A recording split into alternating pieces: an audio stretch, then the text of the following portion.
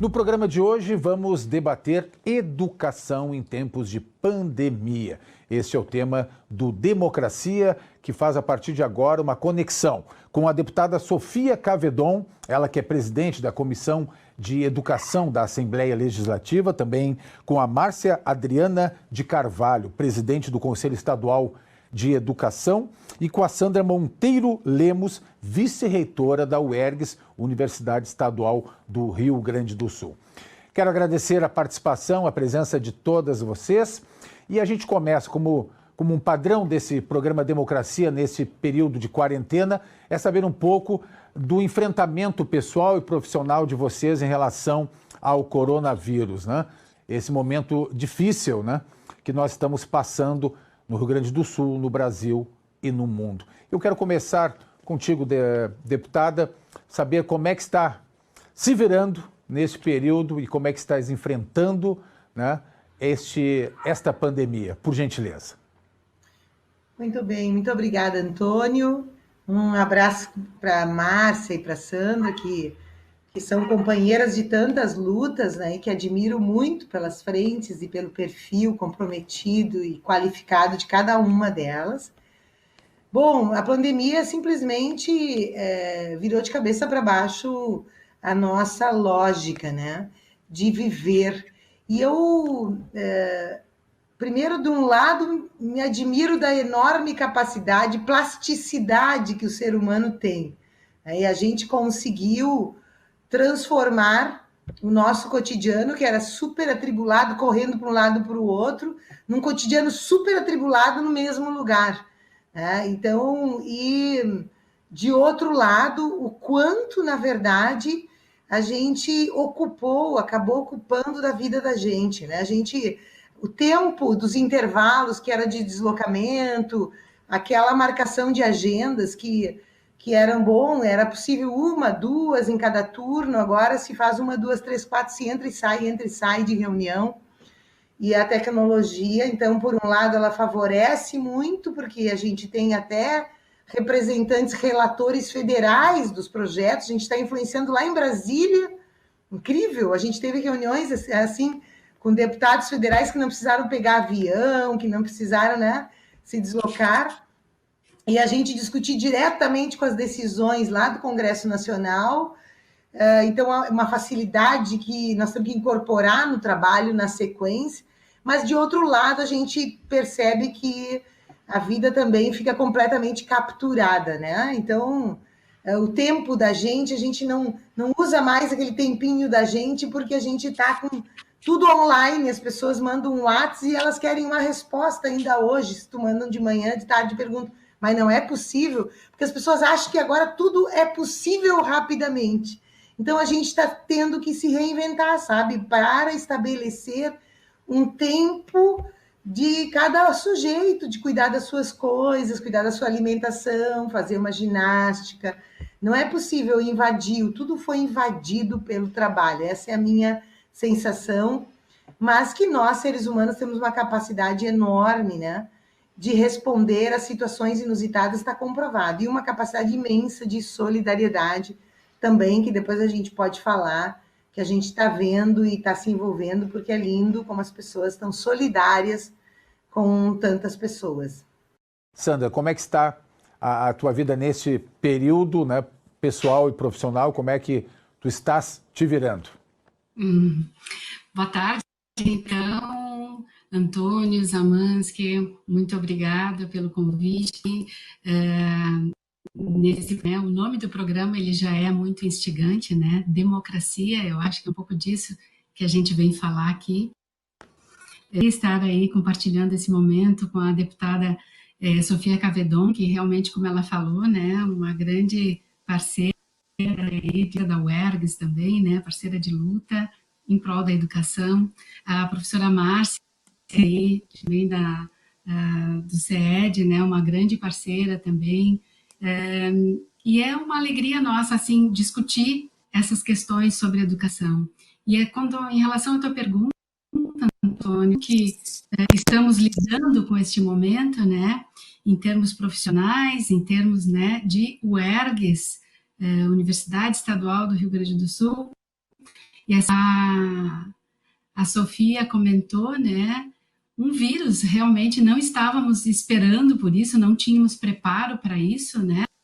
Mas, sim, mas acho que é a questão da resiliência, quando que mudar as nossas condutas, as nossas maneiras de enxergar determinadas coisas, de passar daquele momento de pânico, a preocupação com o risco realmente de vir, mas nesse momento inicial, hoje continuamos ainda buscando maneiras de como conviver, de como lidar com isso, de como contribuir para minimizar as questões do contágio, né? Então, como a nossa universidade fez, eu acho que a gente vai falar aqui e discutir como a educação nesse momento continua sendo cada vez mais prioritária, né?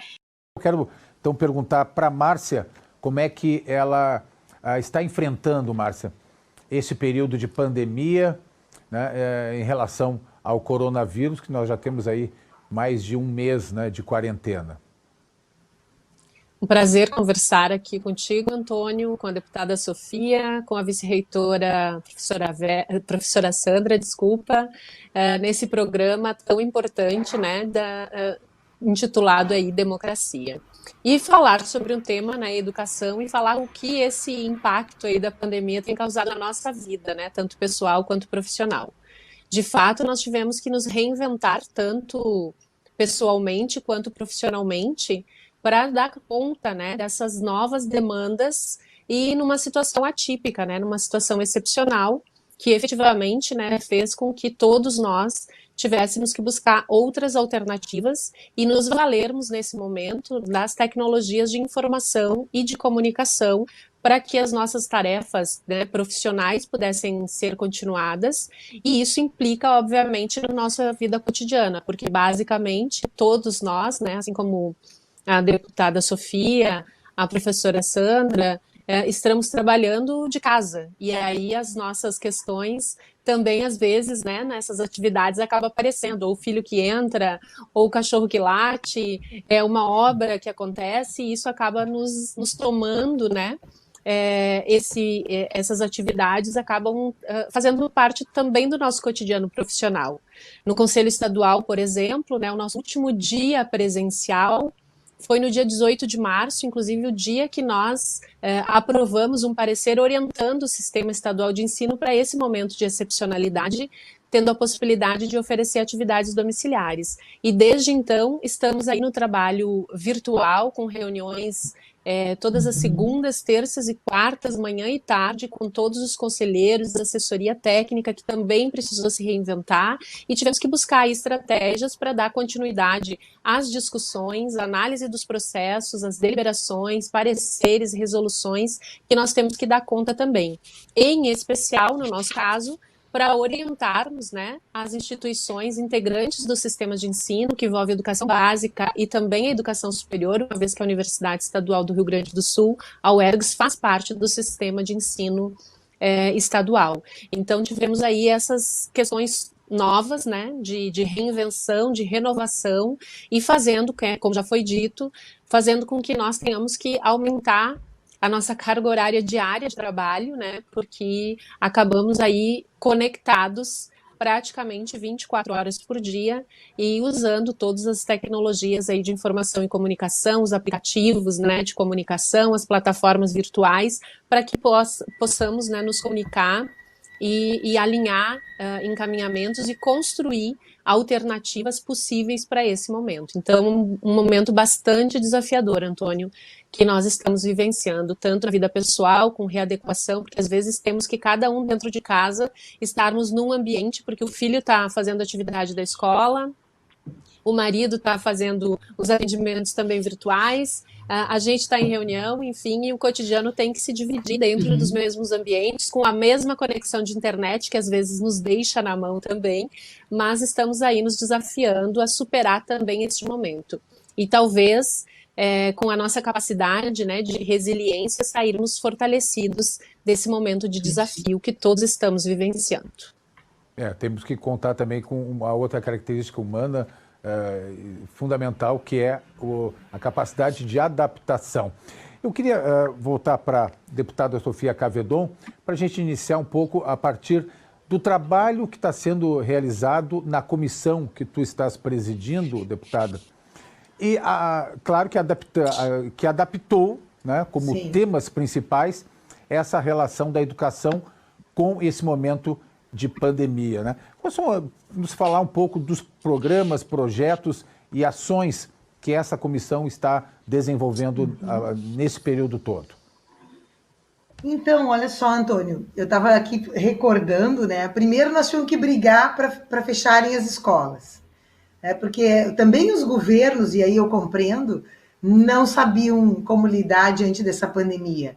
Então, essa decisão de encerrar as atividades demorou para liberar os professores e as cozinheiras, porque no início, não, mas vamos deixar as equipes diretivas em plantão, vamos preparar alimentos.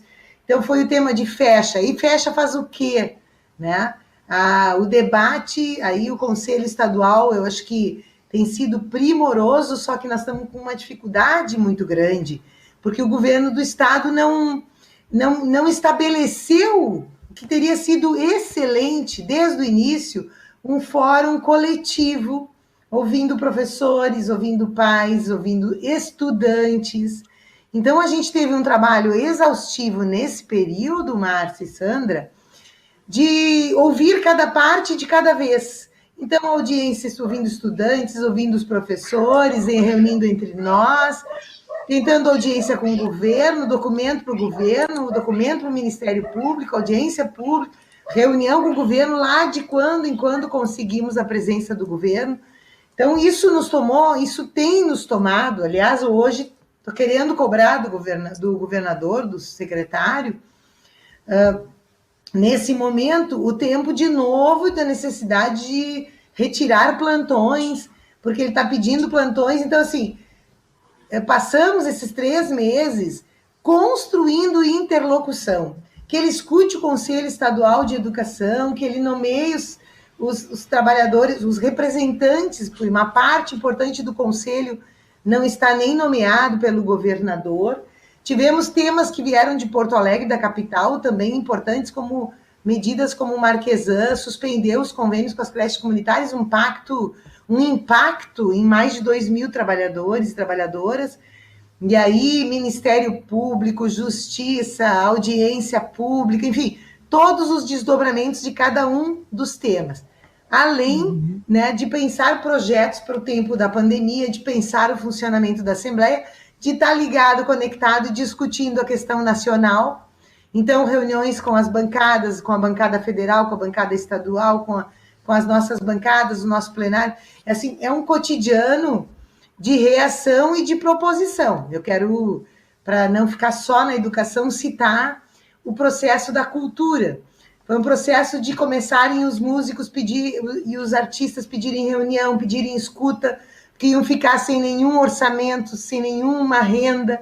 Foram vedados na renda nacional, que nós também nos envolvemos. E aí nos envolvemos em construir propostas, tem 2 projetos de lei tramitando na Assembleia. Nos envolvemos com a relatoria da proposta nacional de renda emergencial. Nos envolvemos com a votação, com a aprovação, agora estamos lutando pela sanção e lutando para o governo fazer um comitê para o dinheiro conquistado numa emenda extraordinária, num projeto de lei extraordinário, que vai ser só para o Rio Grande do Sul, 80 milhões para os municípios, 70 milhões, ou vice-versa.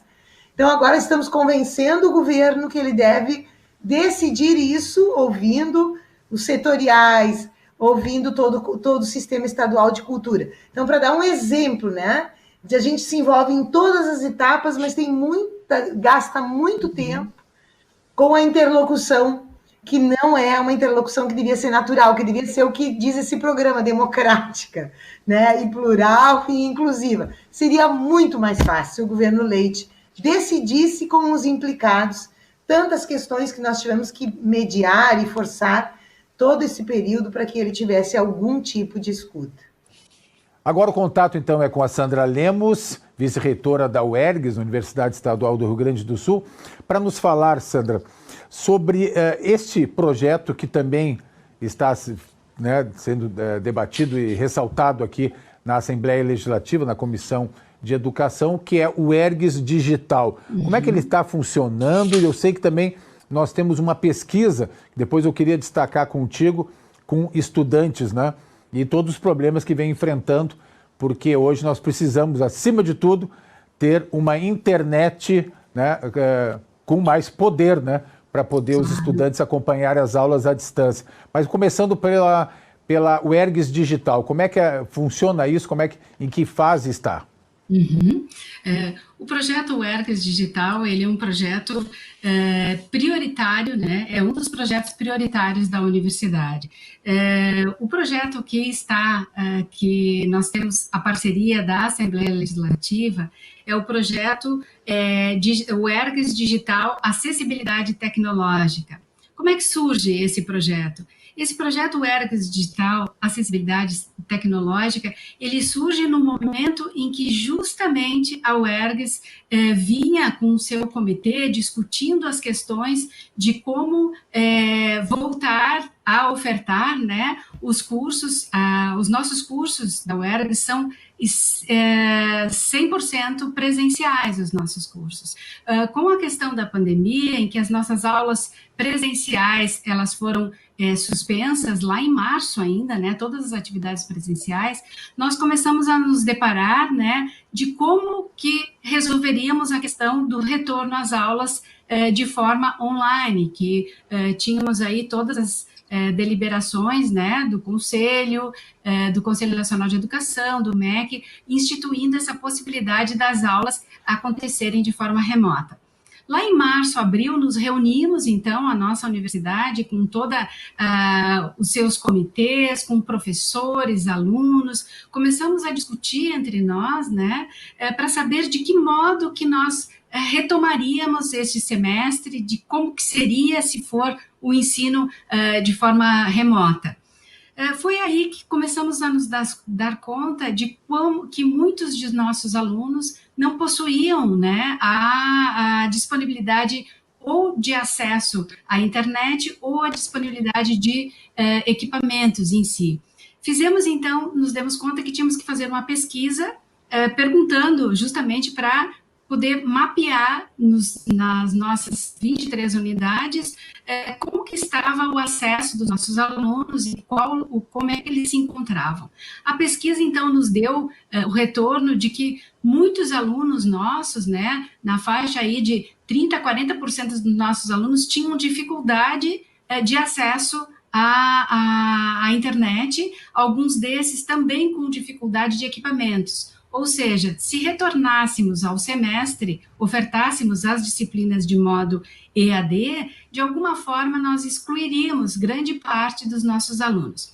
Foi daí que, então, uma vez que já tínhamos esse projeto, que é um projeto prioritário da UERGS, né, digital, que já vínhamos há algum tempo trabalhando com ações em prol de melhoria da parte da nossa tecnologia de informação na universidade, nos demos conta que, bom, se nós tivéssemos, então, um auxílio para que a gente pudesse, nesse momento complexo, ter uma parceria que pudesse, de alguma forma, fornecer auxílio de uma internet de melhor qualidade para os nossos alunos e de que os nossos alunos também pudessem, né, ter uma biblioteca digital, um acesso à biblioteca digital, que eles não precisassem, né, fazer uso de algum espaço físico, que pudessem acessar tudo direto das suas casas.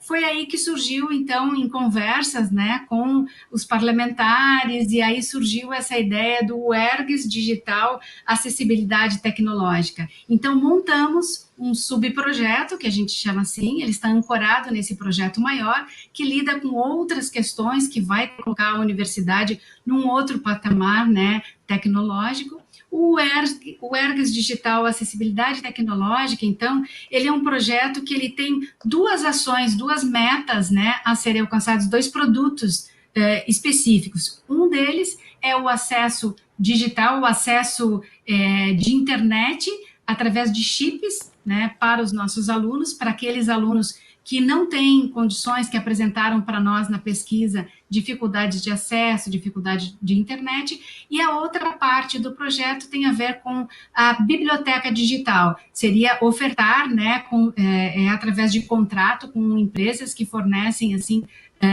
editoras, né, de, em média, 8.000 livros digitais, 8.000 títulos, aliás, digitais, para que esses alunos possam acessar, ter acesso no momento em que precisarem. Aí sim, faríamos, né, essas ações vão, de certa forma, permitir a inclusão desses alunos. Quem são esses alunos? A UERGS trabalha, 50% dos nossos alunos, eles são hipossuficientes. O que significa isso, né? Eles têm uma condição de vulnerabilidade social e econômica, né, que não permitem, justamente, dificultam o acesso deles, principalmente a essas questões mais tecnológicas. Esse projeto, quando nós tivemos o aceite da Assembleia Legislativa, e aqui eu aproveito para agradecer à professora a deputada Sofia Cavedon, ao deputado também Gabriel Souza, vários outros deputados que também trabalharam, né, nesse sentido, para que a gente levasse esse projeto, mostrasse esse projeto, e esse projeto acabou sendo aprovado. Ele está, a fase que ele está agora, estamos construindo, então, os termos de referência, né, para que a gente faça, apresente, para que as empresas apresente o seu orçamento. A ideia do projeto, ele tem um custo, né, de total de R$650 mil, R$650.400, 350 mil desse valor vai ser para a contratação, então, de internet patrocinada para cerca de 2.400 alunos da UERGS, né?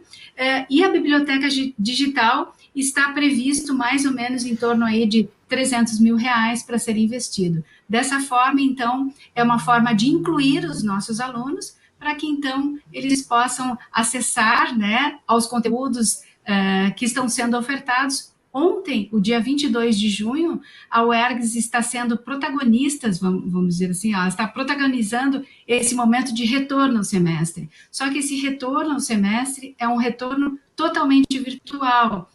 Nós não, justamente para a nossa preocupação em manter, né, o distanciamento social, mantermos o isolamento social e o distanciamento físico, né, não ofertaremos o ensino presencial nesse momento. Então, esse primeiro semestre, que vai do dia 22 de junho até o dia final de agosto, 29 de agosto, ele vai ser totalmente virtual. E só será possível, né, graças a esse auxílio e essa parceria da Assembleia Legislativa, que vai permitir com que os alunos possam ter um acesso de melhor qualidade, né, aos conteúdos que estão sendo trabalhados. E eu aproveito também para dizer que essa mesma pesquisa que nós fizemos com os alunos, nós fizemos também com os nossos professores. E o que nós verificamos? Que alguns professores, nem todos, tinham esse domínio, né, das questões virtuais de aprendizagem das plataformas, de como que se transfere um ensino da sala de aula, um ensino presencial, para um ensino virtual. Então, nós aproveitamos o mês de abril e maio para preparar esses professores. Os professores passaram por um curso de capacitação. No início do mês de junho, para os alunos foi ofertado também cursos de capacitação também, para que eles ingressem nessas plataformas digitais, que também eles também necessitavam, assim, aprender, uma vez que eles estavam acostumados com o ensino presencial, né? E assim, a partir dessa pesquisa, a partir dos cursos de capacitação, a partir da parceria que tivemos, né, com a Assembleia, nós estamos conseguindo colocar em prática esse projeto, né, que vai incluir, então, todos os nossos alunos. A ideia é de que nenhum aluno seja prejudicado, né, em função dessa nova modalidade de oferta nesse período específico, né, esse período, vamos dizer assim, esse calendário excepcional que estamos fazendo nesse momento. Muito bem, Sandra. E nessa fala a gente reforça aquela ideia de que muitas vezes o que conta mesmo é um bom projeto, né, para se conseguir viabilizar um programa de tamanha importância. E o Conselho ele recebe, né, muitos projetos, muitos programas, analisa isso, e eu vou, depois do intervalo, nós vamos fazer no programa Democracia um rápido intervalo, e eu vou ver com a Márcia Carvalho também como é que o Conselho recebe isso, né, e que tipo de trabalho o Conselho realiza em relação a essas boas ideias que estão surgindo, né, nesse processo de adaptação para uma nova realidade, né, que nós estamos vivendo. Então, nós vamos para um rápido intervalo e voltamos na sequência discutindo educação em tempos de pandemia. Já voltamos.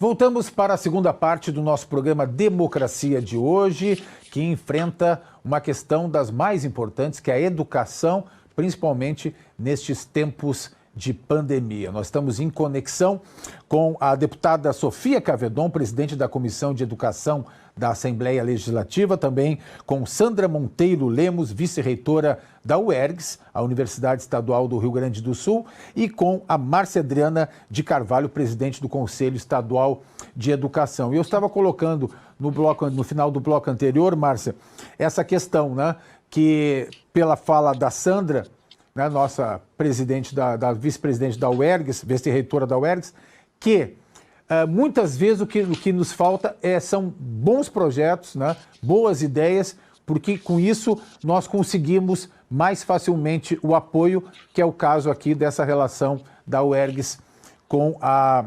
Assembleia Legislativa, no caso da UERGS Digital. E eu queria ver contigo, porque no conselho, né, que tu presides, vocês recebem muitos projetos, analisam e dão sequência, né? Como é que tu estás vendo esses avanços, né? E se a gente está realmente conseguindo obter aí bons resultados de acordo com essas ideias, por gentileza.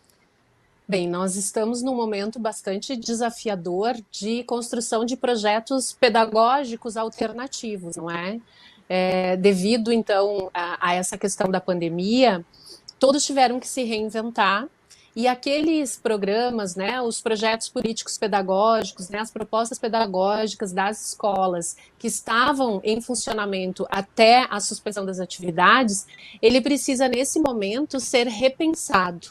E nesse sentido, então, o que nós estamos fazendo no Conselho Estadual de Educação, a partir da norma que nós exaramos lá em 18 de março, que foi o parecer 001, orientando aí os integrantes do Sistema Estadual de Ensino sobre esse período de suspensão das atividades e o que fazer enquanto essas atividades presenciais estão suspensas.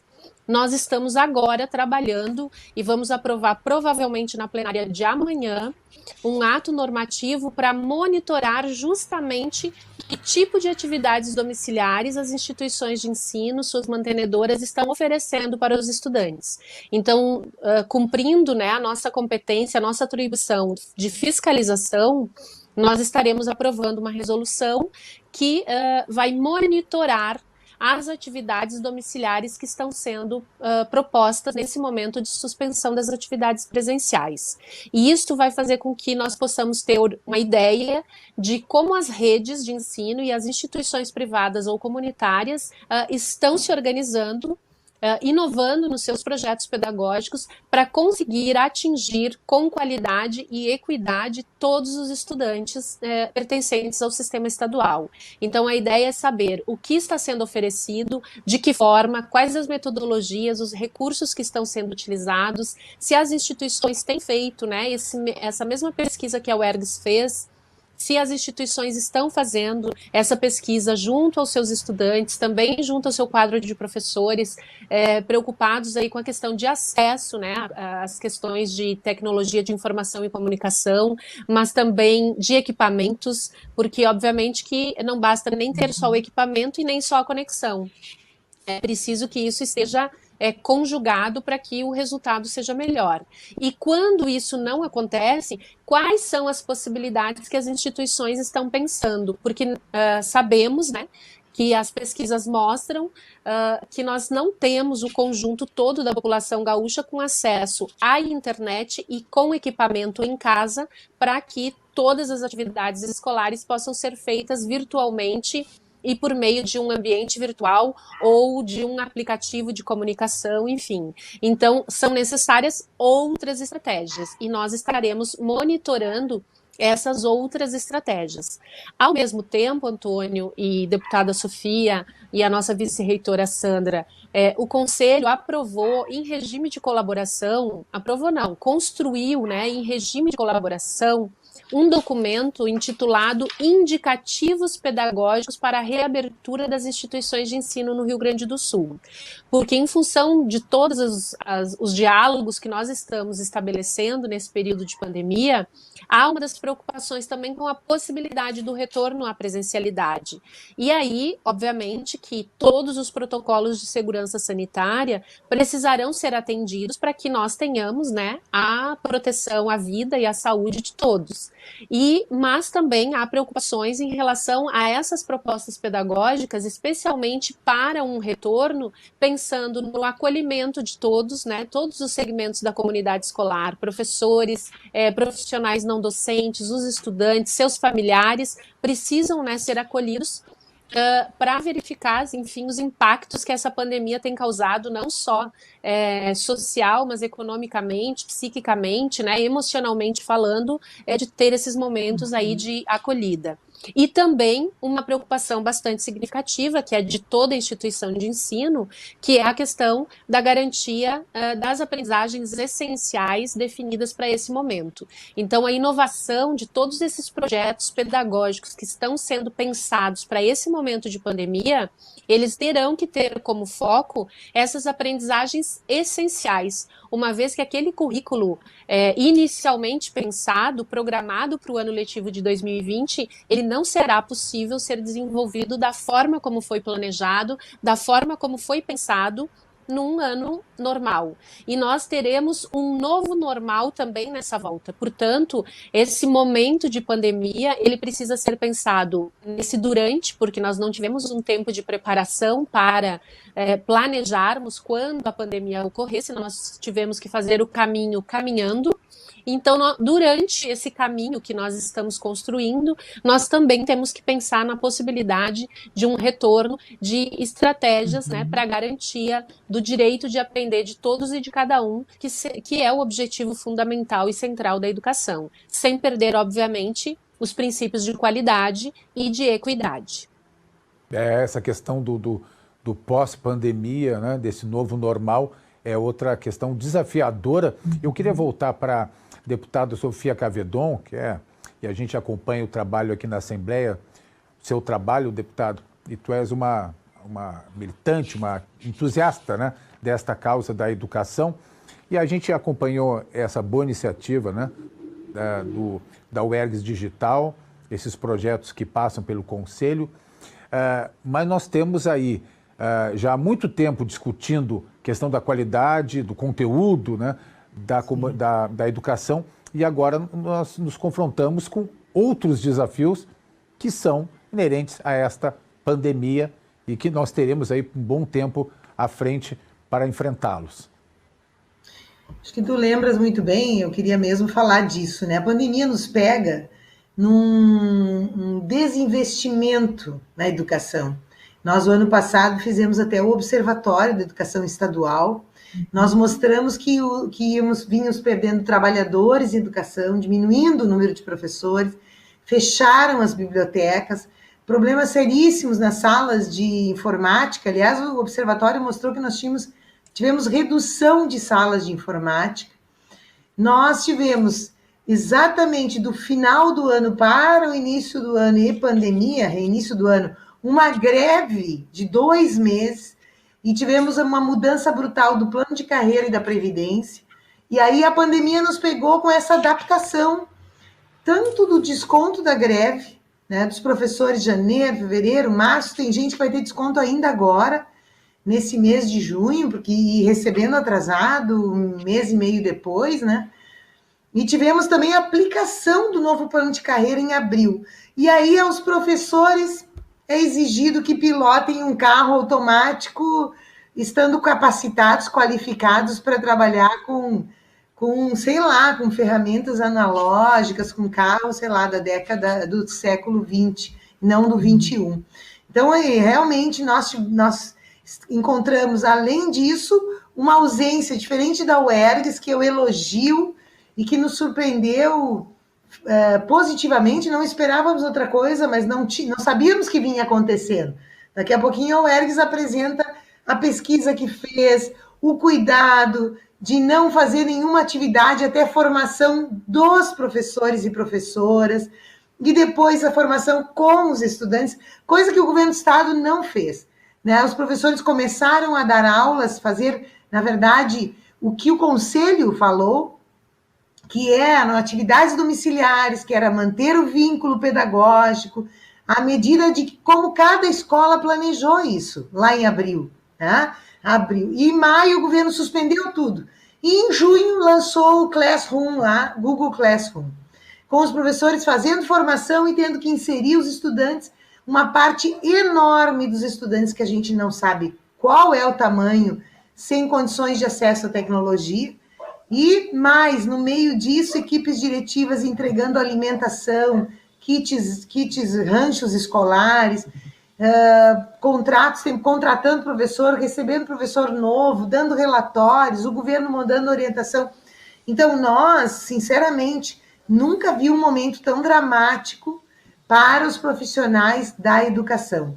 E a falta de sensibilidade do governo estadual de fazer com eles, de fazer a partir da escuta de pais e mães, a partir da escuta dos estudantes, porque nas nossas audiências públicas vieram os estudantes de ensino médio, né, que falam por si, e nos surpreenderam se queixando, por outro lado, que o ensino médio e técnico tem uma sobrecarga de trabalho, que eles não têm ambiente adequado em casa, não têm tecnologia adequada, os prazos eles não conseguem cumprir, eles não têm a mediação adequada dos professores por falta de tecnologia e pela falta da pedagogia virtual, né? Que é outra. Eu me lembro da Márcia desde o início dizendo, não é EAD.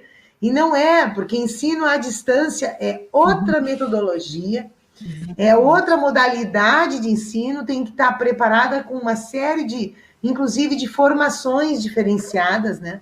Então, é outra proposta de trabalho. Então, realmente, o que a Márcia diz é assim, ó, nós não podemos aprofundar a desigualdade e temos que parar de assediar professores, porque também temos denúncia de professores que vão perder carga horária porque estão se negando a fazer o que não podem fazer, que não conseguem fazer, né? Ou que vão perder a lotação, ou que vão mudar de turma, enfim, N situações de estresse que estão atingindo os nossos professores, para falar só da educação. Então, nós realmente, as diretrizes do Conselho para nós são muito bem-vindas, porque haverá que ter um acolhimento. E o que nós estamos pedindo nesse momento, e em relação ao Conselho Estadual já temos um ok, né? Mas que o retorno, pelo menos o retorno, tenha a participação e a escuta dos professores, das mães e pais que têm se organizado em movimentos, porque não são escutados, e dos estudantes, para que o futuro retorno faça um acolhimento, um reconhecimento dos limites e não aprofunde a desigualdade, não se faça avaliação remota, não se reprove estudante porque não teve condição de acompanhar. Então, são muitos desafios que ficam sempre maiores num governo que, infelizmente, não é dado a escutar e fazer junto. Quer ver com a professora Sandra, vice-reitora da UERGS, da Universidade Estadual. Sandra, de tudo isso que nós estamos falando, já estamos dentro desse problema, enfrentando com alternativas, com bons projetos, mas eu preciso antecipar um pouco assim, e fazer uma imagem, tentar ver uma imagem do futuro, né? Como é que estaremos no final desse ano, ano que vem, que tipo de legado, o que a gente poderá aproveitar de todo esse esforço para se adaptar a este momento tão difícil? O que nós podemos lograr aí para o futuro em relação a tudo que está acontecendo hoje? Pergunta difícil, Antônio. Eu estou aqui para isso. Então, é uma pergunta muito boa.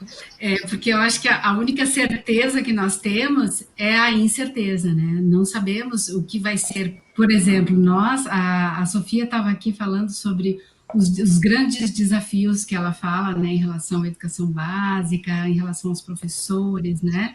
E aí, realmente, eu concordo com tudo que ela está comentando, porque a gente acompanha aqui, né, o sofrimento e realmente a dificuldade que os nossos professores têm passado, né? Não bastasse tudo isso já com salário atrasado, enfim. Mas, assim, os desafios, o que nos espera, né?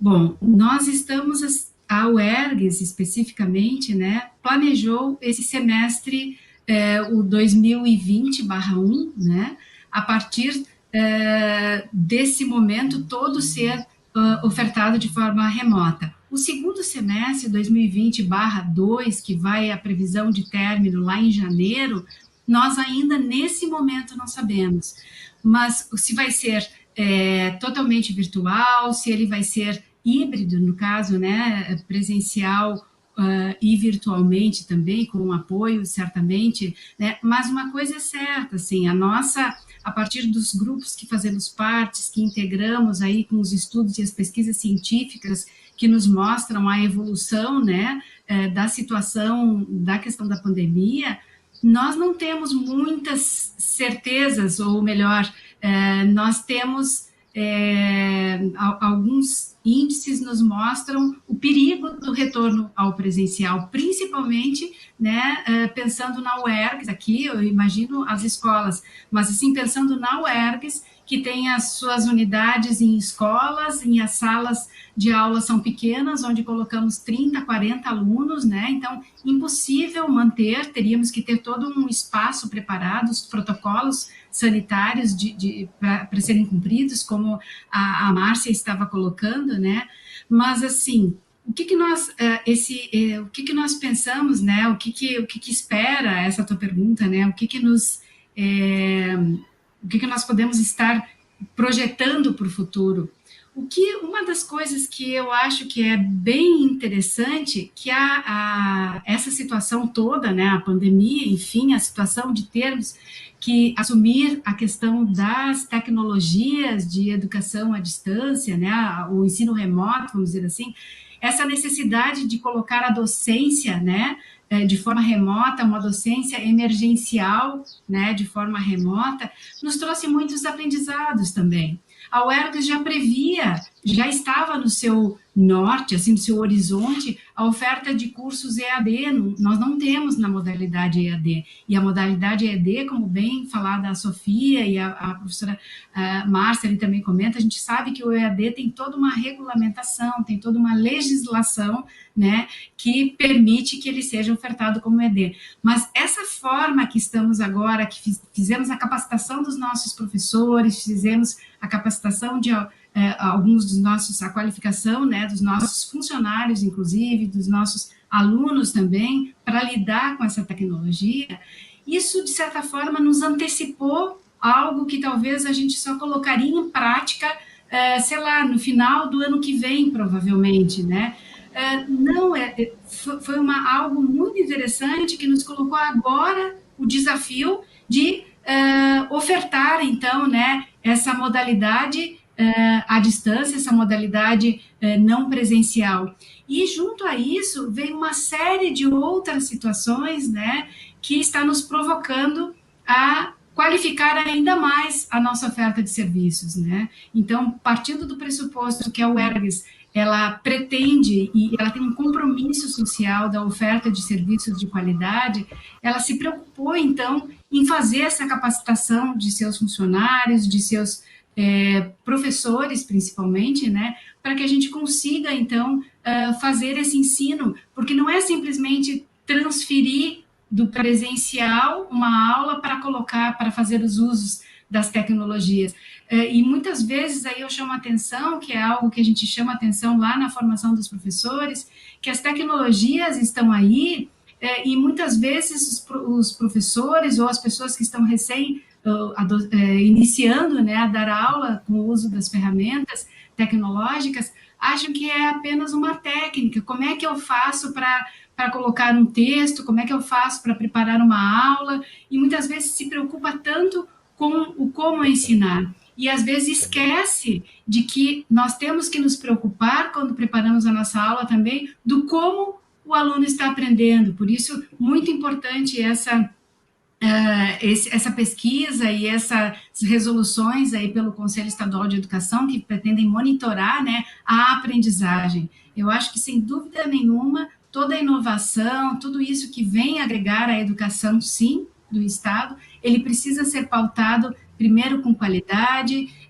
depois também sem perder de vista a questão das aprendizagens, né? Isso independente do nível, né? Se for a educação infantil, ensino fundamental, médio ou a educação no ensino superior. Temos que nos preocupar, sim, com a aprendizagem. Em resumo, o que eu digo é que o nosso horizonte é que, acredito eu, que a UERGS possa, sim, estar servindo para nós. Todos nós estamos aprendendo muito uns com os outros, né? Nesse momento difícil, a UERGS com outras instituições também, com outros parceiros aí que têm colaborado nas nossas trocas, em todos os fóruns que participamos nacionalmente, com as discussões de professores, com a discussão de gestores também da educação. Nunca trocamos tanto, né? Nunca nos tivemos tanto acesso para saber como as dificuldades, muitas vezes, elas parecem, às vezes, ser só da nossa instituição, mas, às vezes, elas são as mesmas ou, com pequenas modificações, são parecidas com outras. Então, eu acho que é isso que, daqui para frente, eu acredito que, pensando no teu desafio aí de pensar, né, o que está por vir, eu não tenho dúvida que será a educação tecnológica, o ensino virtual, ele vem para ficar, né? Nós usarmos mais e melhor a essas ferramentas, né, de inovação, mas que essa inovação, nunca esquecendo, né, que essa inovação seja para alcance de todos, né? Se a gente consiga realmente de forma inclusiva, aí sim, eu acho que ela vem para ficar e cada vez ser melhor, mais qualificada, né? Se a gente pudesse usar como um complemento, né, na relação da qualidade, seria o ideal, né? Eu queria passar para a Márcia Carvalho, presidente do nosso Conselho de Educação. Márcia, eu queria depois falasse um pouco desse possível legado e como é que tu estás aí visualizando o futuro. Mas antes, nós temos uma fotografia do presente. E por esta fotografia da situação que nós temos hoje, né, dessa radiografia que a gente vem todos os dias, né, se confrontando, podemos dizer que há uma grande possibilidade que neste ano nós tenhamos aulas virtuais até o final desse período, ou isso pode, ou tu tens uma outra expectativa em relação a isso? E depois falasse um pouco desse possível legado, por gentileza. São questões bem desafiadoras aí para a gente responder, não é? A radiografia do momento nos mostra que, como disse a professora Sandra, nós não temos muitas certezas. O que tem nos conduzido são as questões da área da saúde, né? São os profissionais da área da saúde que têm nos conduzido na tomada de decisões em função da segurança sanitária, que é a prioridade, né? Proteção à saúde e à vida em primeiro lugar.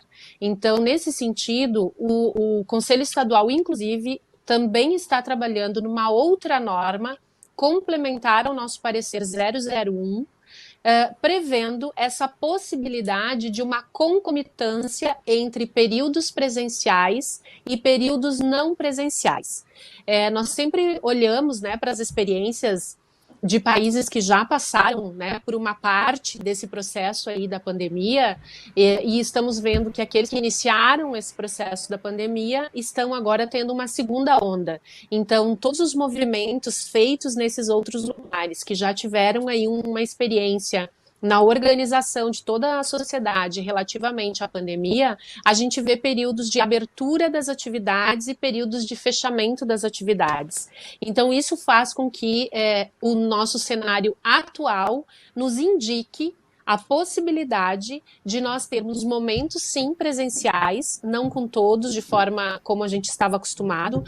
Será necessário uma reorganização, uma reinvenção de tempos e de espaços para o atendimento dos estudantes, em qualquer nível, seja educação básica ou educação superior, em qualquer etapa ou modalidade. Mas esse cenário atual, hoje, de total suspensão de atividades presenciais, ele nos indica a possibilidade de que nós poderemos ter, sim, momentos presenciais, mas que precisarão ser complementados com períodos não presenciais, com atividades não presenciais.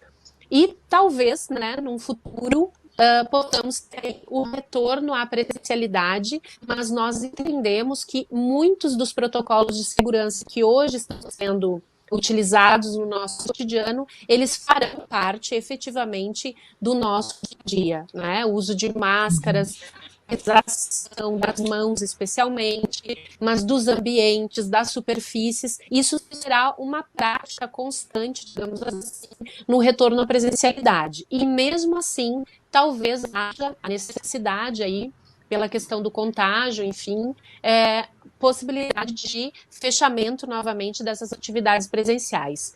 E mesmo que a gente tenha um retorno e ele vá ser gradual, progressivo, com um número reduzido aí, de acordo com o que o governo inclusive chama, né, do teto de ocupação dos ambientes, nós sabemos que um grupo estará então presencialmente e outro grupo não poderá estar ao mesmo tempo em função das restrições de infraestrutura física, né?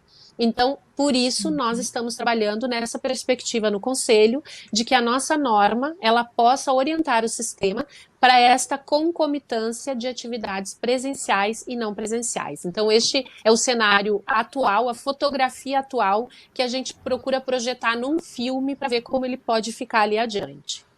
E sobre o teu segundo questionamento, né, sobre o legado que esse momento vai nos deixar, de fato, o que a professora Sandra diz é algo real, né? Que a tecnologia da informação e da comunicação, ela vem para ficar, mas vem para ficar no sentido de justamente qualificar esse processo de ensino-aprendizagem, porque nós sabemos que o desenvolvimento, a aprendizagem precisa da interação com o outro sujeito, né? Como diz... educação de humanos, por humanos, para o bem da humanidade. Então, isso nós não poderemos perder, né? Os professores, eles não serão simplesmente substituídos pela tecnologia. Nós usaremos a tecnologia para qualificar os processos de ensino e de aprendizagem. E os professores estão envolvidos, né, nesse momento com aprender a utilizar essa tecnologia. E talvez um legado muito importante que a gente esteja vivenciando nesse momento é a questão da empatia. O exercício de nos colocarmos no lugar do outro. Porque eu costumo dizer, Antônio, que nós falamos de onde os nossos pés pisam. Então, o horizonte que eu vislumbro é do lugar da minha fala. E para que eu possa vislumbrar outros horizontes, eu preciso me colocar no lugar do outro. E esse exercício, ele tem sido fundamental. Nos colocarmos no lugar dos gestores, nos colocarmos no lugar dos professores, nos colocarmos no lugar dos estudantes, nos colocarmos no lugar das famílias desses estudantes, dos servidores, dos profissionais não docentes que atuam conosco na educação, tem sido um exercício extremamente importante para que as soluções elas possam ser construídas coletivamente. Então, tenho dito que o legado dessa pandemia talvez seja a nossa capacidade de empatia e de resiliência para construirmos juntos alternativas possíveis, exequíveis de construção de uma educação gaúcha de qualidade para todos e para cada um. Perfeito, muito bom. E eu quero dizer uma coisa para vocês que, infelizmente, para mim, que estou gostando muito deste debate, e nós teremos que fazer outros, né? Até porque a gente sabe que a pandemia vai mais longe e nós estamos aprendendo, como vocês três já falaram, aprendendo muito com esse momento. Mas agora chegou aquele momento do nosso encerramento, de dar um tempo para cada uma de vocês fazer as considerações finais. E eu queria começar com a Sandra, da vice-reitora da UERGS, né? Agora, sem provocação, é democracia e liberdade total para esse momento. Obrigada, Antônio. Eu também, eu estava gostando, agora que eu estava empolgada aqui para a gente continuar. Educação sempre é algo apaixonante, né? Eu digo com muito orgulho, assim, que eu sou professora, né? Tenho muito orgulho de dizer que sou professora, sou pedagoga de formação. Estou como vice-reitora, né, na universidade, um grande desafio, mas sou uma apaixonada pela educação.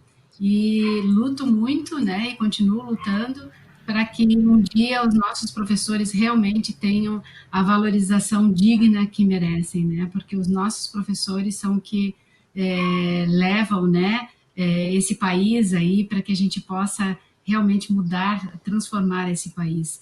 E eu, finalizando aqui, né, esse momento tão agradável aqui dessas discussões com as minhas colegas aí, eu acho que falar de educação, ainda mais nesse momento em que a gente fala sobre esses grandes desafios, né, de possivelmente termos aí um legado.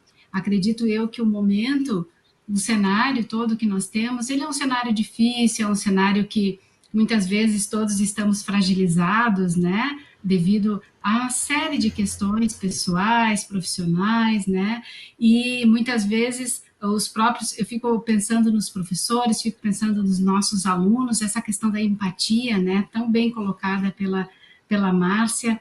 Então, eu acho que o que fica para nós aqui, desse momento em todo, é o resultado de um trabalho que a gente não pensava que fosse possível conseguir conquistar, né?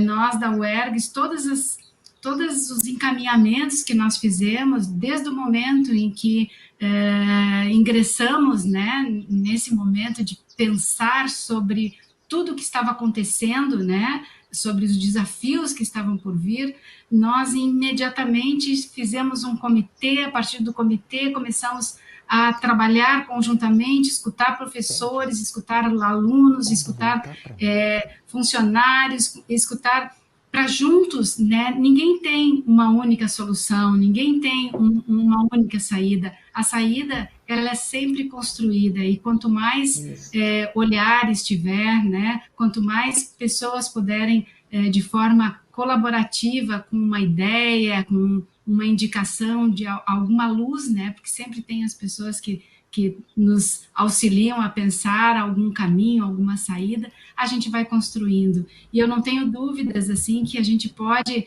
sim, sair daqui mais enriquecido e fortalecido.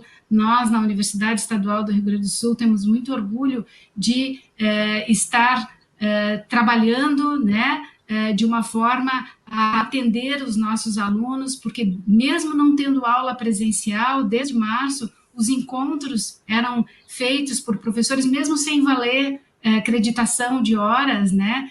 Nós nunca deixamos de contatar com os alunos, preocupados também com a situação de todos. Uma pena nós não termos todas as condições que nos possibilitasse uma maior, né, disponibilidade de recursos para o atendimento e a prestação de nossos serviços. Mas, independente disso, continuamos a fazer um trabalho de muita qualidade, né, e muito apreço.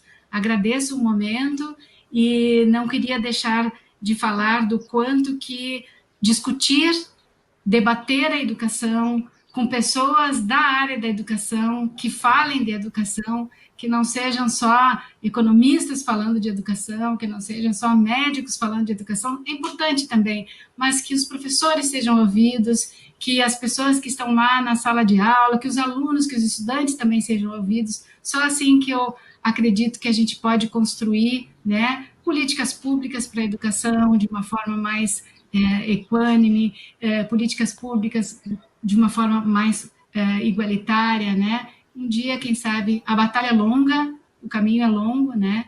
Mas a gente vai acreditando que é possível, sim, construir, né, possibilidades melhores e uma educação melhor para esse país. Quem dera a gente consiga ainda, em breve, ter direcionamentos mais claros, né, de quem toma conta do Ministério da Educação, enfim, né, que a gente possa ter políticas mais claras para a educação. Oremos. Oremos. Eu quero voltar para a Márcia. Márcia, eu falei aqui, vamos ligar algumas coisas. Eu falei em provocações, né? E tu terminaste o teu último depoimento muito bem, fechou brilhantemente.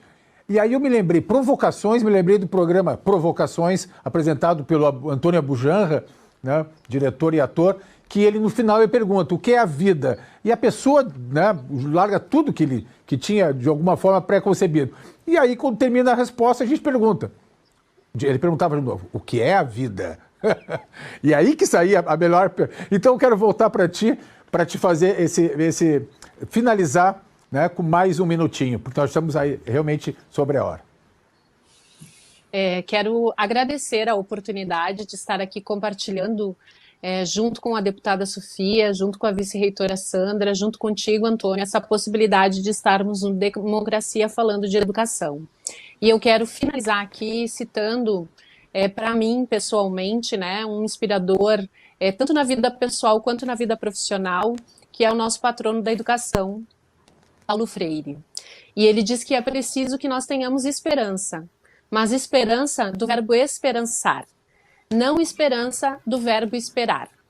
E esperançar é nunca desistir, é levantar, é ir atrás e é juntar-se com os outros, para juntos fazermos de outro modo. E acho que o momento da pandemia nos motiva a muito esperançar, porque temos sim que nos juntarmos uns com os outros e juntos construirmos um outro modo. Muito obrigada pela oportunidade. O Conselho Estadual de Educação continua à disposição sempre para discutirmos educação gaúcha, brasileira, de qualidade para todos. E voltaremos a discutir esse tema, né? Que não se encerra aqui. Com certeza. Certamente. Para encerrar, então, o nosso programa, deputada Sofia Cavedon, só que eu vou ter que lhe dar um minutinho mesmo, se não se importa. Não, tu me prejudicasse porque tu não deixasse eu falar do legado, então o meu minuto vai ser para falar disso, sabe que eu acho? Primeiro dizer para as gurias que elas são grandes construtoras da educação, que eu mergulho muito por esse perfil de construir coletivamente, dar respostas considerando os outros e as outras. E dizer que para mim que o grande legado é, primeiro, que os professores são insubstituíveis e as professoras. Eu tenho uma jornalista que disse para mim, Sofia, eu não atendi o telefone porque eu estava atendendo meu filho com as tarefas de aula e quero te dizer que os professores são impagáveis, de tão importantes. Mas é que nós teremos que repensar o que tem valor como conteúdo da educação. Sabe por quê? Porque assim como a tecnologia tem que se tornar uma ferramenta como o lápis e a caneta eram, e os nossos alunos do ensino médio receber um computador quando entram no ensino médio, e os professores e professoras serem formados já trabalhando com a tecnologia, também de outro lado, nós temos que saber se está no conteúdo da nossa escola o que é saúde de verdade, né? O que é uma pandemia. Se a gente aprende que... Eu li um texto maravilhoso que diz que contra a pandemia, ecologia. Da onde vem essa ameaça tão grande que nos coloca em guerra contra o inimigo oculto? Então, a educação tem que tratar da vida, né? Os conteúdos têm a ver com vida, com promoção de vida, com estar juntos e estar num planeta que a gente preserva e que a gente constrói posturas de vida. Então, acho que são grandes lições que essa pandemia nos dá, depende de nós disputarmos que as melhores lições sejam as que permaneçam, né? Porque nós também tivemos 3 ministros da saúde, nós tivemos queda do ministro da educação, tem tantas lutas aí tentando superar coisas que nós queremos que não permaneçam depois da pandemia. Muito obrigada, gurias, pela preciosa companhia e obrigada, Antônio, pelo belo programa. Viu só? Eu sabia também desse seu poder de síntese, deputada. De síntese, claro que sim. Brilhante, brilhante como sempre. Quero agradecer a Sandra, a Márcia e a deputada Sofia Cavidon. Gostei muito do programa. Agradecer também a quem nos acompanha neste Democracia, que tratou do tema da educação em tempos de pandemia. Obrigado pela presença das nossas convidadas, obrigado pela audiência e a gente se encontra no próximo programa. Até lá.